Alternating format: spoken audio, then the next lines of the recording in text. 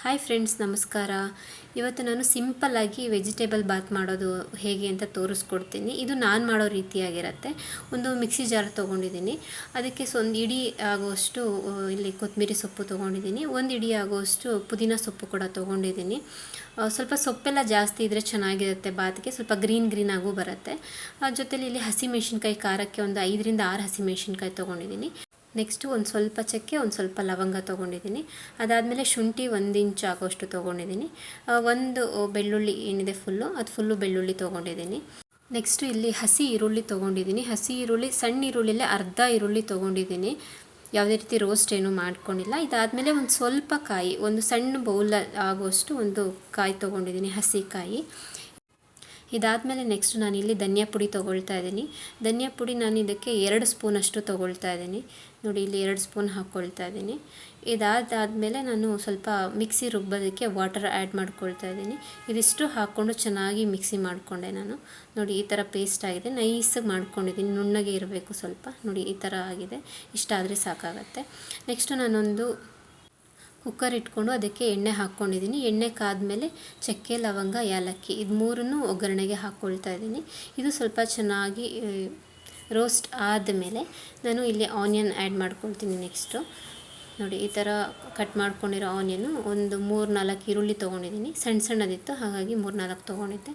ಇದನ್ನು ಕೂಡ ಸ್ವಲ್ಪ ಚೆನ್ನಾಗಿ ಫ್ರೈ ಮಾಡ್ಕೋಬೇಕು ಎಣ್ಣೆಯಲ್ಲಿ. ಚೆನ್ನಾಗಿ ಫ್ರೈ ಆದಮೇಲೆ ರುಬ್ಬಿಟ್ಕೊಂಡಿರೋ ಮಸಾಲೆನ ಹಾಕ್ಕೋಬೇಕಾಗತ್ತೆ. ನೋಡಿ, ಇಲ್ಲಿ ರುಬ್ಬಿಟ್ಕೊಂಡಿರೋ ಮಸಾಲೆನೂ ಕೂಡ ಆ್ಯಡ್ ಮಾಡ್ಕೋತಾ ಇದ್ದೀನಿ. ರುಬ್ಬಿಟ್ಕೊಂಡಿರೋ ಮಸಾಲೆ ಆ್ಯಡ್ ಮಾಡಿದ್ಮೇಲೆ ನಾನು ಸ್ವಲ್ಪ ಕಲ್ಲುಪ್ಪು ಹಾಕ್ಕೊಳ್ತಾ ಇದ್ದೀನಿ. ರುಚಿಗೆ ಎಷ್ಟು ಬೇಕೋ ಅಷ್ಟು ಉಪ್ಪು ಆ್ಯಡ್ ಮಾಡ್ಕೊಳ್ತಾ ಇದ್ದೀನಿ.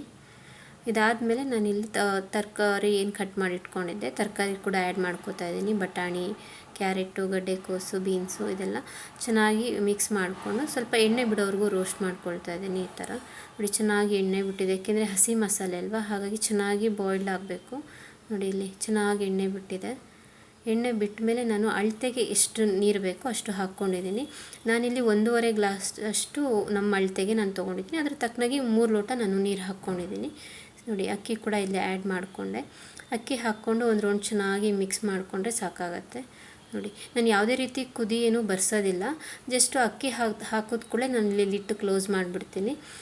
ಏಕೆಂದರೆ ಮಾರ್ನಿಂಗ್ ಟೈಮು ಸ್ವಲ್ಪ ಬೇಗ ಮಾಡಬೇಕಾಗಿರತ್ತೆ ಅಡುಗೆ ಎಲ್ಲ, ಹಾಗಾಗಿ ನಾನು ಇಮಿಡಿಯೇಟ್ ಮುಚ್ತೀನಿ. ಟೇಸ್ಟು ಕೂಡ ಚೆನ್ನಾಗಿ ಬರುತ್ತೆ. ಏನು ಕುದಿಸ್ಕೊಂಡೆ ಆಮೇಲೆ ಅಕ್ಕಿ ಹಾಕಬೇಕು ಆ ಥರ ಏನಿಲ್ಲ. ನೋಡಿ, ಚೆನ್ನಾಗಿ ಬಂದಿದೆ. ನೋಡಿ, ಈ ಥರ ಆಗಿತ್ತು. ಚೆನ್ನಾಗಿ ಇದನ್ನು ಒಂದು ಸರ್ತಿ ಮಿಕ್ಸ್ ಮಾಡಿಕೊಂಡ್ರೆ ನಾವು ಸರ್ವ್ ಮಾಡ್ಕೋಬೋದು.